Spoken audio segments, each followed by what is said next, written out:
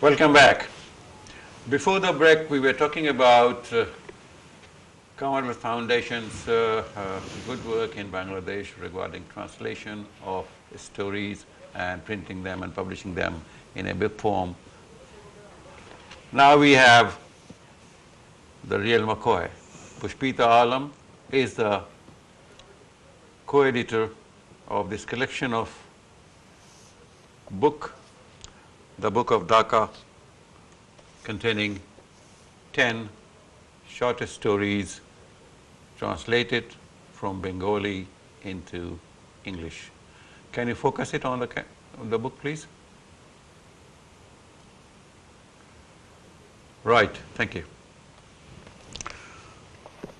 Pushpita, before we get bogged into the book and talk about the stories, let us have something about you. I mean, our audience would like to know, who is Pushpita? Thank you for what started your interest, what triggered your interest into literature and translation? Thank you, first of all, for having me here. You're welcome. I work right now for an organization called the Bengal Lights Books, which is a small publishing house based under the University of Liberal Arts, Bangladesh. Right.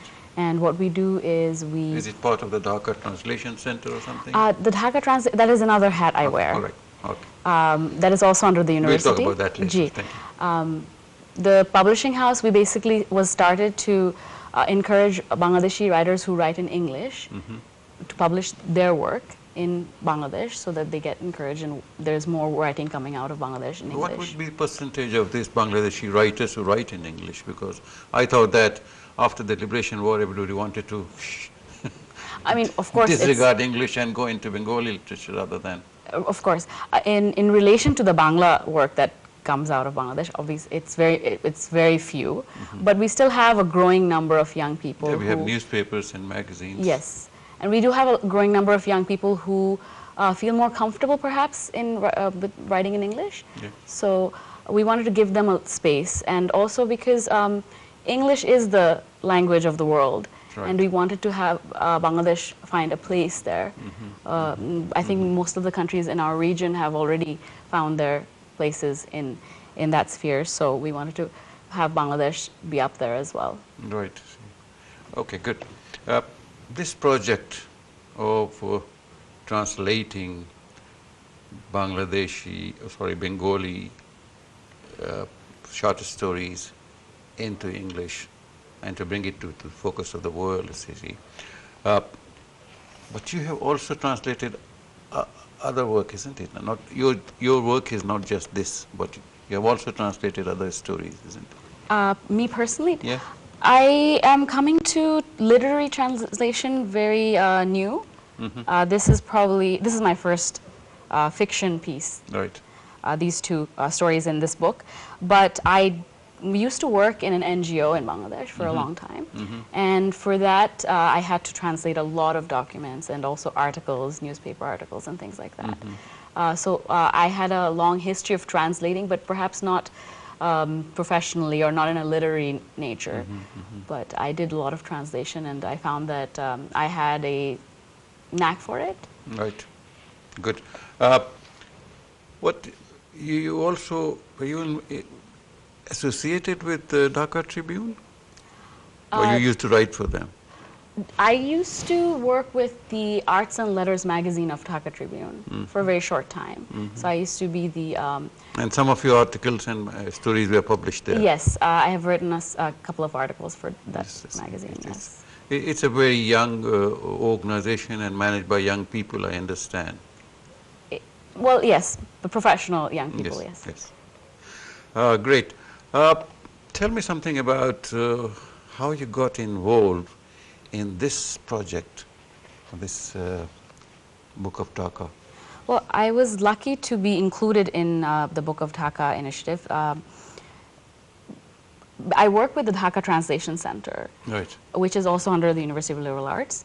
And Dhaka Translation Center wants to mainly encourage young people to take translation as a career choice. I think that is our main goal. So there must be a demand for translators.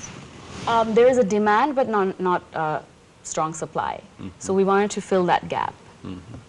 And we wanted to show young people that it could be a viable choice for a career. There are most people who study languages, they go into teaching or academia, but we thought translation should be pushed as a career choice. So we wanted to provide tools for young people to grow their skills in translation. Yeah, but does the University of Liberal Arts offer translation as a course for graduation or undergraduation? No, the center does not offer a course. We do workshops. So what we do is we bring in expert translators, for example, Ornava Sinha, who has edited this book, and we do workshops. And Pushpita. Well, yes, but Ornava did the bulk of the work. We do workshops, and then we do fellowships. We continue mentoring these workshop participants. So I was lucky enough to not only do I work for Dhaka Translation Center, but I also applied and was accepted into the first series of workshops, and that's how I came to be part of this book. Right. There are two stories that have been translated by you in this book. One is The Raincoat, the other is Decision. Yes. The first one, The Raincoat, is set during the period when there was liberation war was going on. See, the Pakistan army were there. See, I know this must have been before you. Before you were born. I don't want to ask your age. See, but I guess, or before you saw these things. See, so did you find it difficult translating this? Not because of the time it was set in, particularly, but I think the part that was difficult for me in translating that particular story was the time of the events being described shifted from future to past to future to present. So to keep that all organized in the language of the target audience in English was a little bit tricky. Because in Bangla, I think it's more fluid. The tenses are more fluid in Bangla, but in English, it gets a little bit more technical. What sort of method did you use in translation? I mean, I'm no expert. I mean, this is right, one of my first. Like what we say is, let's say, this is the target language, okay, and what I want to say is written in Bengali. Now I have to translate this into English, you see, and the people who will be reading this have to understand. But the level of understanding of the people, of the target language, you see, we do not know. No. We do not know. So, what did you aim? I mean, who will be reading? The people who are interested in literature, Bengali literature, have they got some background? Right. I know that there's some glossaries there, so some of the words have been translated from Bengali to English. It's like Mia is Sahib or Mr. or it's like a common style of calling people's name like Abdul Mia and Khalik Mia and like that. See. That helps, see. But then translation has got the problem that people have got to get into the mind of the writer as well as the translator and into the settings of Dhaka. See. Yes, there's cultural aspect to the translation as well, but for this particular book, we did focus on an audience that was completely unaware of anything regarding Bangladesh, so to introduce the city and the country to them. Right. So we wanted to make it as easy for a completely unaware audience to digest as possible. Great, great. That's very good. That's what I wanted to get it out of you. Any other consideration you had for? Not really. I mean, mainly we wanted to make it very fluent so that it was like any other English short story. It's not a very long story. It's not a very long short story, The Raincoat. Just for my interest, how many days, weeks, months did you take to translate? I mean, that was your main job at that moment? If I could talk a little bit about the workshop. Right, so, sure. Initially we started with 10 participants, and what we did was we were each assigned a single story each, yes. And we did our own translation of it, and we came back and we worked with the editor Arunava Sinha and also the Press publisher, Yeah. Ra Page. Yeah. We worked with him to sort of figure out where they wanted to take the text. So we did about 1 or 2 pages of each story, and that gave all of us examples as to where our text needed to go. For me, what I like to do, and I'm not in any way saying that this is the best way or the right way, but I like to get all the content down into English, and then I put away the Bangla, and I try to read it in English and fix it as I go so that it flows. Good. So this raincoat, Akhtaruzzaman Ilyas, is he still around? No, he's unfortunately passed away. Did he write frequently, or is this? He is actually, I would consider him one of our greatest storytellers, even though his body of work is not as That's what large. I read somewhere. Yes.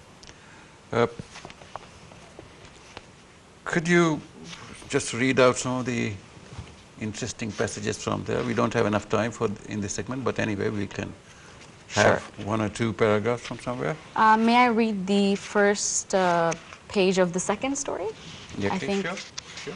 it's a good way to sort of set the scene for the book, I Right. think, because it talks about the book fair. The Decision by Parvez Hussain. There was no dust at the book fair today. Can you just raise your voice a little bit? Yesterday's rain had cleansed the air, but not the trees. There were no puddles of mud on the ground. Soft clouds hung in a clear blue sky, and a gentle breeze signaled spring. Radhachura flowers blossomed by the road.